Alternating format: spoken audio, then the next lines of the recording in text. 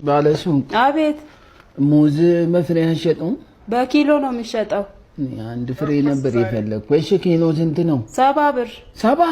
አዎ ቅመስ እንደውም አንዱን ወስደ በጣም ምርጥ ሙዝ ነው። እውነት? አዎ ቀምሼው? አዎ አንዱን? አዎ እንትን ይሄም ብርቱካኖቹም ይሸጣሉ?